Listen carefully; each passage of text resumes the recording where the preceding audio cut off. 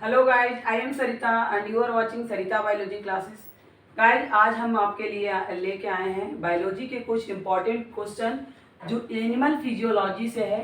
Coming exam के लिए बहुत ही बेनिफिशियल है। जो अभी हमारा टीजीटी का एग्ज़ाम हुआ उसमें भी कई क्वेश्चन इस तरह के आए थे, और अभी पीजीटी का एग्ज़ाम जो होने वाला है 17-18 अगस्त को, उसके लिए काफ़ी बेनिफिशियल है ये एनिमल फिजियोलॉजी का क्वेश्चन। आगे कई एग्जाम में ये आ चुका है बायोलॉजी से। और आपका इतना ही नहीं, जो जीआईसी का एग्जाम होने वाला है 19 सितंबर को, उसके लिए भी काफ़ी बेनिफिशियल है ये बायोलॉजी का क्वेश्चन। तो बिना किसी देर के हम क्वेश्चन को डिस्कस करना स्टार्ट करते हैं। Question number 1, saliva and tears contain an antibacterial enzyme called. Saliva and tears दोनों में जो एंटीबैक्टीरियल एंजाइम्स प्रेजेंट होता है, जो एंटीबैक्टीरियल होता है, उसको हम क्या कहते हैं? तो that enzyme is called lysozyme. So many option रहेगा but correct option is lysozyme. ध्यान रखना है, correct option is lysozyme. Question number 2, cobalt containing vitamin is. Cobalt वो विटामिन जिसमें कोबाल्ट प्रेजेंट होता है वो क्या होता है? सो मेनी ऑप्शन रहेगा इसके लिए, लेकिन करेक्ट आंसर इसका विटामिन B12 है। विटामिन बी कॉम्प्लेक्स जो B12 है वो करेक्ट ऑप्शन है।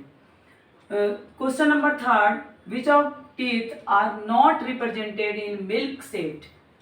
मिल्क सेट में कौन सा टीथ रिप्रेजेंटेड नहीं होता है? Which of teeth are not represented in milk set. Milk set जो होता है हमारा, उसमें कौन सा टीथ रिप्रेजेंट नहीं होता है? यानी जो हमारा प्राइमरी टीथ जो होता है, जो चाइल्ड स्टेज में होता है, वो उसको मिल्क सेट कहते हैं।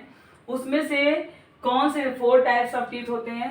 Canine, incisor, premolar and molar. तो कौन से टीथ मिल्क सेट में हमारे नहीं होते? तो that is premolar. Premolar is the correct answer. 4 question, Brunner's glands are specially found in the. Brunner's gland कहाँ प्रेजेंट होता है गाइस? तो ये हमारे ड्यूडोनम के पार्ट में प्रेजेंट होता है। ड्यूडोनम जो हमारा स्मॉल इंटेस्टाइन का पार्ट है, फर्स्ट पार्ट, उसमें ब्रूनर्स ग्लैंड प्रेजेंट होते हैं। Peyer's patches are also called. Peyer's patches को हम क्या कहते हैं? बहुत कंफ्यूजिंग क्वेश्चन है, बहुत ज़्यादा इस क्वेश्चन में कंफ्यूजन है, लेकिन इसका करेक्ट आंसर है एब्डोमिनल टॉन्सिल। एब्डोमिनल टॉन्सिल हमारे एब्डोमिनल रीजन के नीचे जो इंटेस्टाइन का रीजन है, उसमें कुछ गैप होता है, उसको हम कहते हैं पेयर्स पैचेज, और वही पेयर्स टॉन्सिल के रूप में अपेयर होता है। 6 question, pigeon's milk is produced by aids. Pigeon में मिल्क का प्रोड्यूसिंग ऑर्गन क्या है? मिल्क प्रोड्यूसिंग ऑर्गन को हम कहते हैं crop gland. 7th question, vitamin that is destroyed on heating is. वो कौन सा विटामिन है जो हिट करने पे डिस्ट्रॉय हो जाता है? That is vitamin C. Vitamin C is the correct option, ध्यान रखना है।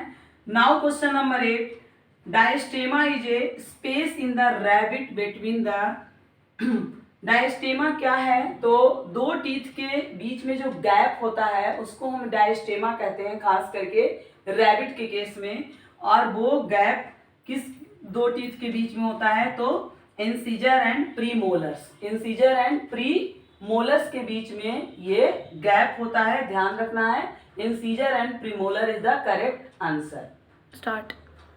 Now question number 9, basal metabolic rate is highest इन।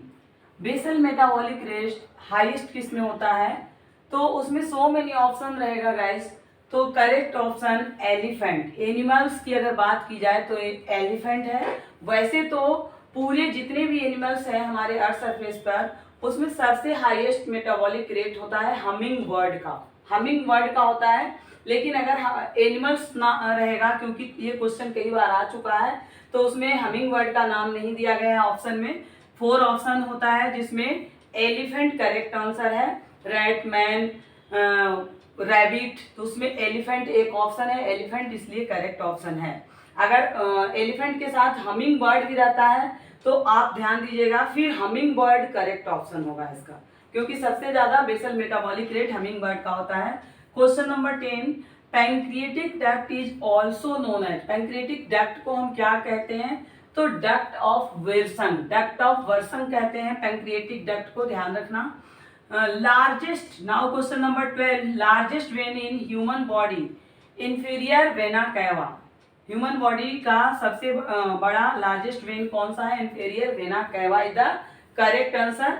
वैसे अगर आर्टरी की पूछा जाए कि लार्जेस्ट आर्टरी क्या है, तो लार्जेस्ट आर्टरी एओर्टा होता है ह्यूमन बींग्स का, और वेन्स इंफीरियर वेना कैवा कभी कभी शॉर्ट में भी देता है IVC लिख के अगर आए तो भी आप समझ जाइएगा कि ये इंफीरियर वेना कैवा का ऑप्शन है, ठीक है।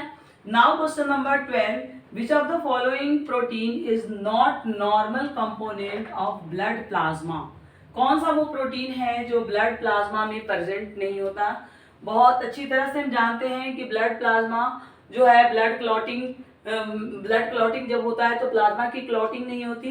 क्यों प्लाज्मा क्लॉट नहीं करता? क्योंकि उसमें फाइब्रिनोजेन प्रोटीन नहीं होता है। So fibrinogen protein is the correct answer. Fibrinogen blood clotting में हेल्प करता है, जो हमारे ब्लड में प्रेजेंट होता है, लेकिन प्लाज्मा के पास ये नहीं होता। तो fibrinogen is the correct answer. Now question number 13, Ringer solution contains. Ringer solution में क्या क्या होता है?